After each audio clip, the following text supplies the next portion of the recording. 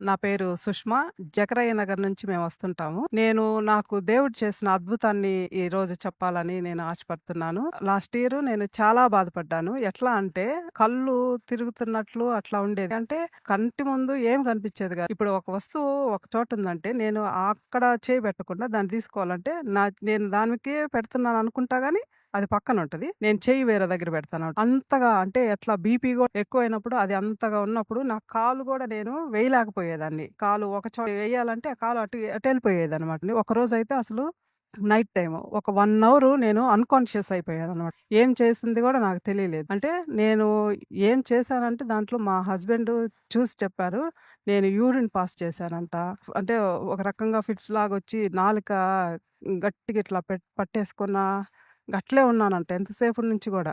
మా హస్బెండ్ అయితే ఇంక అసలు ఎంత బాధపడ్డారంటే భయపడిపోయారు. అంటే ఏమవుతదా తనకి అని భయపడి, బాధపడి అసలు ఎంత ఇంకా ఈమె చనిపోద్దేమో అన్న స్థితిలోకి నేనున్నానంట. అట్లా ఉన్నప్పుడు అక్కడుండే ప్రేయర్ ఆయిలు క్రాస్ ఏసారంట.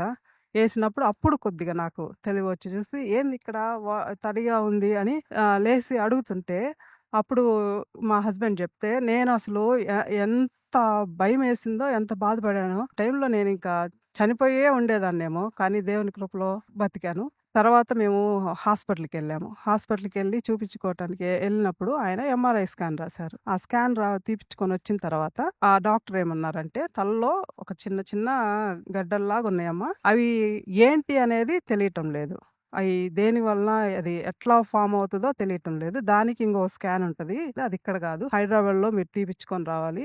నీ పరిస్థితి ఎంత ప్రమాదకరమైన పరిస్థితి అంటే ప్రాణాపాయ స్థితిలో ఉన్నట్లే మీరు. మీరు ఎళ్లి ఎంత త్వరగా ఆ స్కాన్ తీసుకొనొస్తారో అప్పుడు నేను ట్రీట్మెంట్ స్టార్ట్ చేస్తాను. లేకపోతే మీరు ఈ వారమే మీకు టైము. అంటే ఇంక చనిపోతారన్నట్లే ఆయన చెప్పారనమాట. అంత లైఫ్ రిస్క్ నాది. అప్పుడు మేము ఇంకా సరే అని ఇంకా ఆ రిపోర్ట్స్ తీసుకొనొచ్చాము. తీసుకొని అన్న దగ్గరికొచ్చామనమాట. ప్రార్థన చేపిచ్చుకోవాలని. వచ్చినప్పుడు ఆ వారము ఇంకా ప్రార్థన చేస్తున్నప్పుడు అక్కడ కూర్చున్నప్పుడు గూడా నేను ఇట్లా తల దించి మామూలుగా చూడలేననమాట. మామూలుగా చూసానంటే ఇంక రౌండ్‌గా ఇట్లా తిరిగిపోతది. అదంతా ఇట్లా బ్లింక్ అవుతున్నట్టు ఉండేది. ఏం కనిపిచ్చేది కాదు. అన్న పిలిసారు. వెళ్ళినప్పుడు ఆ రిపోర్ట్స్ చూస్తే, "అన్న ఇట్లా చెప్పారు.